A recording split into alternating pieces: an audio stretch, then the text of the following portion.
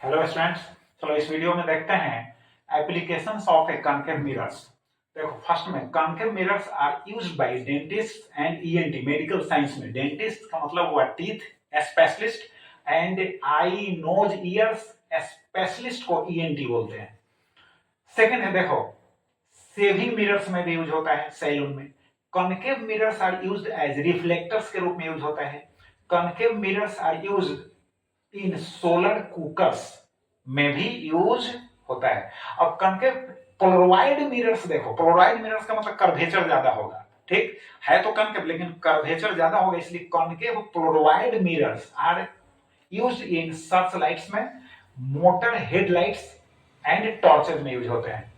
अब देखो applications of a convex mirrors. देखो convex mirror is used as side mirror of a vehicle. Vehicle means गाड़ी, है ना, ड्राइवर के साइड में जो मिरर होता है। It is also called drivers mirror, क्योंकि ड्राइवर यूज करता है इसलिए ड्राइवर्स मिरर कहलाता है। और उसका एरिया थोड़ा वाइड होता है कन्वेक्स मिरर का, और इमेज स्मॉलर बनता है बैक से जो गाड़ी आती है। It is used as reflector for street lighting purposes में, चूंकि लाइट को स्प्रेड करना है स्ट्रीट में, गलियों में, इसलिए उसमें भी यूज होता है। अब देखो इमेज जो होगा कॉन्केव मिरर के द्वारा डिफरेंट पोजीशंस में, डिफरेंट पोजीशंस पर फाइंड आउट होंगे, प्राप्त होंगे। बात समझ गए? ऐसे हम याद करवा देते हैं, आप सेल्फ जो है प्रैक्टिस कर लीजिएगा। अगर इन्फिनिटी पर ऑब्जेक्ट है कॉन्केव मिरर के लिए, इन्फिनिटी पर ऑब्जेक्ट है तो उसका इमेज जो होगा फॉर्म होगा कहां? फोकस पर होगा।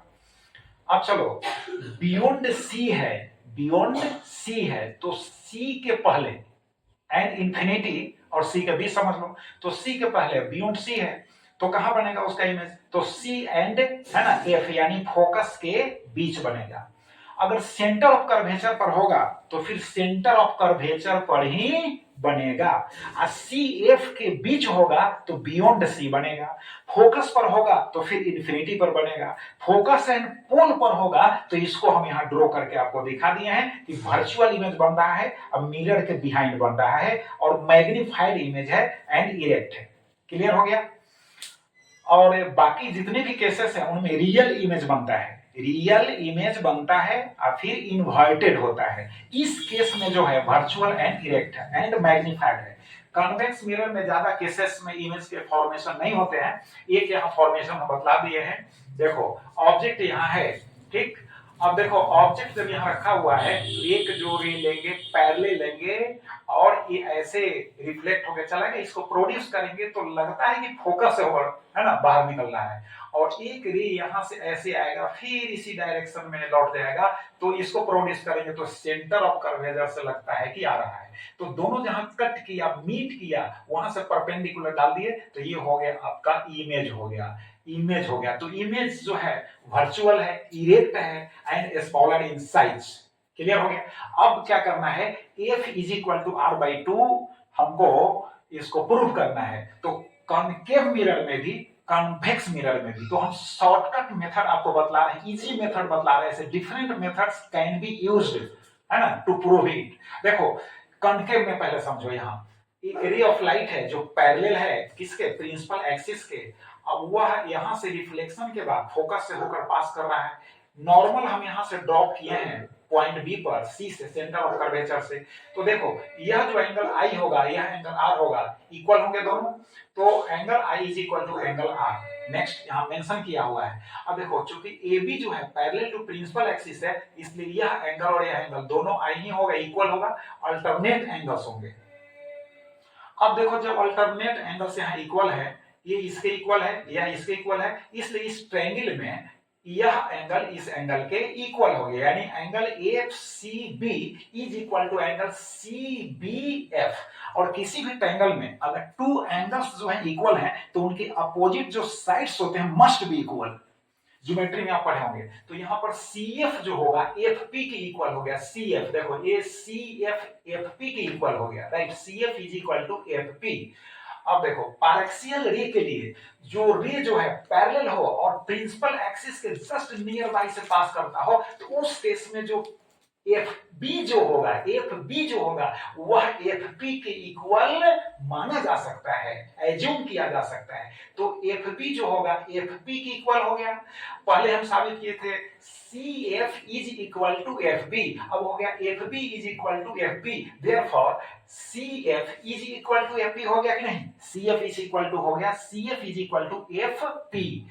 अब देखो सीपी क्या है, रेडियस ऑफ कर्वेचर है, आर है, स्मॉल आर है, तो आर इज इक्वल टू, और ये जो डिस्टेंस है एफ पी, एफ है चूंकि इसके बराबर है तो ये भी एफ हो गया, तो F plus F is equal to R हो गया। तो यहाँ मेंशन कर दिए हैं, देखो F plus F is equal to R, is equal to हो गया 2f, therefore F is equal to हो गया आर बाई 2 हो गया। तो यह हो गया कॉन्केव मिरर में। अब कन्वेक्स में देखो, एक रे लेंगे पैरेलल प्रिंसिपल एक्सिस के, इसका फोकस इस साइड होगा, सेंटर ऑफ कर्वेचर इस साइड होगा, तो ये जो है इस डायरेक्शन में रिफ्लेक्ट होकर चला गया। अब इसको प्रोड्यूस करेंगे बैकवर्ड में, तो लगता है कि फोकस से होकर यह रिटर्न हो रहा है।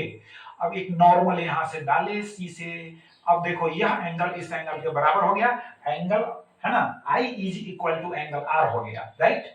अब देखो एंगल आर इसके भी तो इक्वल होगा, क्योंकि vertically opposite angles must be equal. तो ऐसे रे है, एक ऐसे जा रहा है ना, इसको बढ़ा देंगे, प्रोड्यूस कर देंगे, तो उस केस में आर जो होगा यह आर आपस में बराबर हो गया।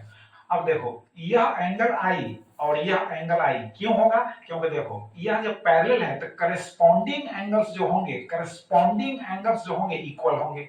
तो करस्पॉन्डिंग एंगल्स में angle A B N is equal to होगा एंगल एफ सी बी के इक्वल होगा।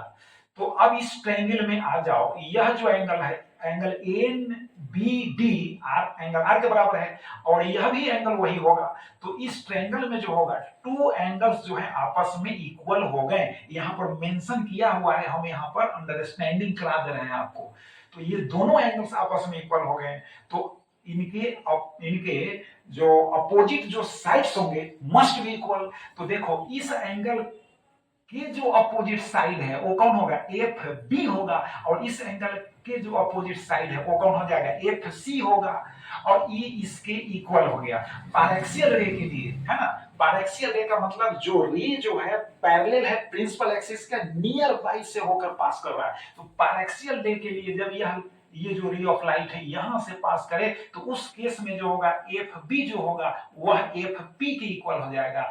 अब स्पष्ट हो गया है ना कि एफ पी जो है एफ बी की इक्वल है। अब पहले हम बताए कि एफ बी एफ सी के बराबर है, इससे स्पष्ट हो रहा है, क्लियर हो रहा है कि एफ सी जो है एफ पी के इक्वल है। अब देखो, अब कमाल का चीज है, पी एफ चाहे एफ पी, ये है फोकल लेंथ हो गया, ये हो गया स्मॉल एफ, और ये जो डिस्टेंस हो गया आर। तो देखो सीपी या पीसी कहो तो PC is equal to P F plus F C, और दोनों जो है इक्वल है, इसलिए F plus F is equal to R हो गया, therefore 2f is equal to r हो गया, therefore f is equal to r by 2 हो गया। तो कन्वेक्स मिरर में भी हम है ना प्रूव कर सकते हैं f is equal to r by 2, concave mirror में भी प्रूव कर सकते हैं f is equal to r by 2। ये most important question for your coming exam, f is equal to r by 2, इसको प्रैक्टिस कीजिएगा। और साथ साथ मिरर जो फॉर्मूला है नेक्स्ट वीडियो हम बनाएंगे 1 by v plus 1 by u is equal to 1 by f, वह भी मोस्ट इंपॉर्टेंट आपके कमिंग एग्जाम के लिए है। तो आप प्रैक्टिस कीजिए। और इमेज का फॉर्मेशन जो बतलाए हैं कॉन्केव मिरर में एक क्वेश्चन रहता है, उससे डिफरेंट पोजीशंस में ऑब्जेक्ट को प्लेस करके इमेज फॉर्मेशन को दिखाना है, तो इसका भी प्रैक्टिस आप करेंगे। Thank you very much.